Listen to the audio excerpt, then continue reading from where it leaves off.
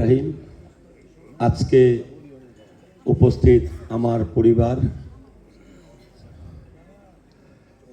যেই পরিবারকে আমি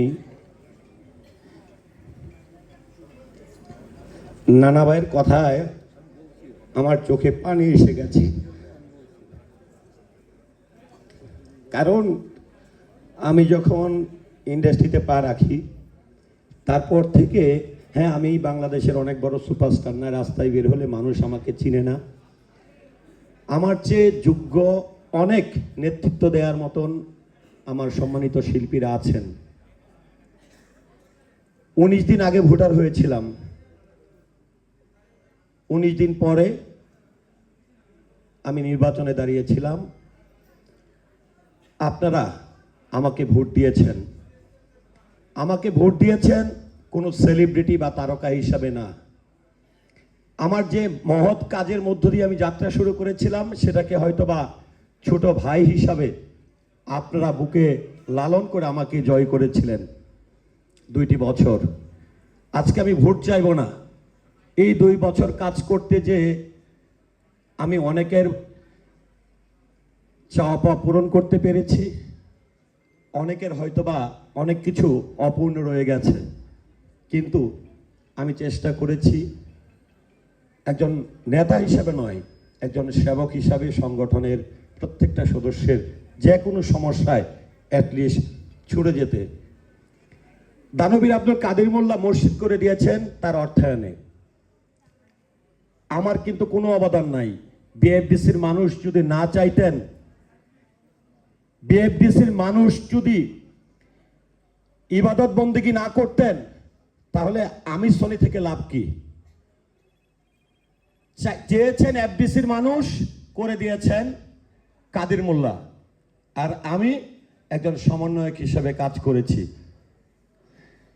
তো যেটি বলছিলাম যে আমি যে কাজগুলো করেছি, আমার আদর্শ কোনো দল না, আমার আদর্শ কোনো ব্যক্তি না।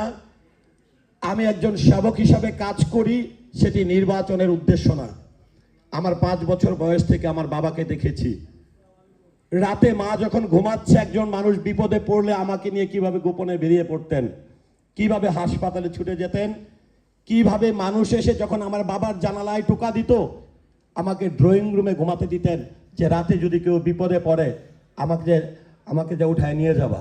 তো আমি তো সেবক হয়েছি আমার বাবার আদর্শে। আর এখানে প্রত্যেকটি মানুষ আমার বাবার মতন, আমার বড় ভাইয়ের মতন, আমার মায়ের মতন। আমি নির্বাচিত হতে পারি কি পারি না, আমি এখানে এসেছি সেবক হিসাবে কাজ করতে। যাদের অভিনয় দেখে, যাদেরকে স্ক্রিনে দেখে, যাদেরকে দেখার জন্য এফডিসির গেটে দিনের পর দিন দাঁড়িয়ে রয়েছি, তাদের সেবা করতে পারছি, সেজন্য নিজেকে অনেক ধন্য মনে করছি। আর আমি কেন শিবা শানু এবং জয় প্যানেল থেকে নির্বাচন করছি, এটার একটা অনেক বড় ব্যাখ্যা আছে, যারা করে তারা বলে না। 2টি বছর আমরা 2টি ঈদ উদযাপন করেছি। দেশের কি পরিস্থিতি ছিল আপনারা জানেন। আমি তাকে ভালোবাসি যে আমার চেয়ে ভালো সেবক হয়, কারণ মানুষ সেবা চায়।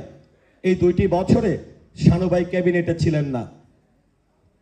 শানুভাই প্রতিটা ঈদ আসলে বলতো, আমি প্রত্যক্ষ সাক্ষী, ঈদ আসলে বলতো আমরা সেমাই খাবো, মাংস খাবো, পিঠা খাবো, আমার শিল্পীদের কি হবে? সেদিন তো তিনি ভোটে নির্বাচিত ছিলেন না, তাহলে আমি কেন শিবা শানু প্যানেলে দাঁড়াবো না? জয় চৌধুরী, সনি ভাই আপনি কোথায়? রাত 3টা বাজে, সনি ভাই আপনি বেরিয়ে পড়েন, আমি আসতেছি। এই স্লোগানটা কে দিবে? পলিয়াপা, যিনি নিজে কোনো স্পন্সর এনে দেয়নি, নিজের টাকা, যতবার বলেছি আপু শিল্পীদের জন্য এই উদ্যোগ নিতে চাই, আপু সবসময় করেছেন। কাকন ভাইকে প্রায় সময় নক দিতাম, কারণ কাকন ভাইকে রাত 3টা নাই 4টা নাই আমি পেয়ে যেতাম। যে কি আলমগীর ভাই, আজকে একটা কথা বলছে, এটাই হয়তো আমার শেষ, আমি একটু বেশি সময় নিচ্ছি, এই জন্য 2 বছরের অভিজ্ঞতা, কারণ আপনারা আমাকে একজন সেবক হিসাবে জানেন। আমি যে কিভাবে একটা কথা বলেছেন, তখন আমার চোখে পানি এসে গেছে যে আজকে আমি ভোট চাইতে এসেছি, আগামীবার পারবো কিনা জানি না।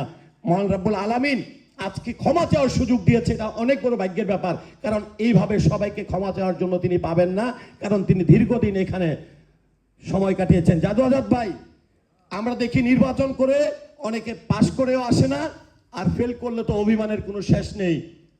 অনেকগুলো যেগুলো প্রোগ্রামগুলো করেছি, আজাদ ভাইকে যখন ফোন দিতাম, আজাদ ভাই কিছু একটা করেন, কিন্তু দিন শেষে তিনি কিন্তু অর্থায়ন করেছেন, বিভিন্ন জায়গায় হাত পেতেছেন। তারপরে সুব্রত দা, একটা কাগজ আমরা মিটিং করি, আমার অভিজ্ঞতা শেয়ার করছি একটু, মিটিং করি সেকেন্ডের মধ্যে দেখি রেজুলেশন হয়ে যায়। এই দক্ষ মানুষগুলো কোথায় পাবো? আজকে যদি এই দক্ষ মানুষগুলো হারিয়ে যায়, তাহলে এই শিল্পী সমিতি নিয়ে কারা এই শিল্পী সমিতিকে বাঁচিয়ে রাখবেন? তারপরে এখানে আমাদের আর্য ভাই, যিনি কার্যনির্বাহী সদস্য, 2 বছর আর্য ভাইকে আমি বুঝিয়েছি, আর্য ভাই প্লিজ আসেন না, আমার বয়সে একটা শক্তির দরকার, যারা আমরা ছুটে বেড়াতে পারবো, যারা সেবা করতে পারবো। আর্য ভাই আপনাদের ভালোবাসার টানে, এই পরিবারের টানে আজকে নির্বাচন করছেন। শিপন মিত্র, যার দাদা বাংলা চলচ্চিত্রের অহংকার, এই শিপন মিত্র ক্যাবিনেটে ছিল না। অনেক রাত শিপন মিত্রর সঙ্গে পরামর্শ করেছি। আমাকে যারা মাঠে দেখেছেন, এর আড়ালে তো অনেক গল্প থাকে, তা না হলে আমাকে কারা উৎসাহ দিয়েছেন? তিনি হচ্ছেন প্রবীরদার নাতি, তার উপর আপনাদের অনেক দায়বদ্ধতা। তারপরে এখানে আমাদের আছে ফিরোজ শাহী ভাই, তিনিও আমাদেরকে, তিনি কিন্তু ফিরোজ শাহী ভাই এরকম বিরক্ত করেছি। আরেকজনের কথা, যেটাকে বলা হয় সুপারস্টার দিয়ে তায়েব, তিনি শুধু সুপারস্টার, পর্দার সুপারস্টার না, অনেক আমাদের এই 2 বছরে জানেন কখনো কখনো প্রেসিডেন্ট দেশে ছিলেন না, আমাদের সাধারণ সম্পাদকের অনুপস্থিতি, এই মুহূর্তগুলো আমি, সবাই বলছে 2 মিনিট, কিন্তু আমি কেন বলতে চাই যে আপনারা কেন ভোট দিবেন, আমাকে আপনারা কেন তো ভালোবাসেন, আমাকে যারা আপনাদের ভালোবাসার পাত্র বানিয়েছে তাদের কথা তো আমার বলতেই হয়, আমার কোনো মিনিট নাই। কারণ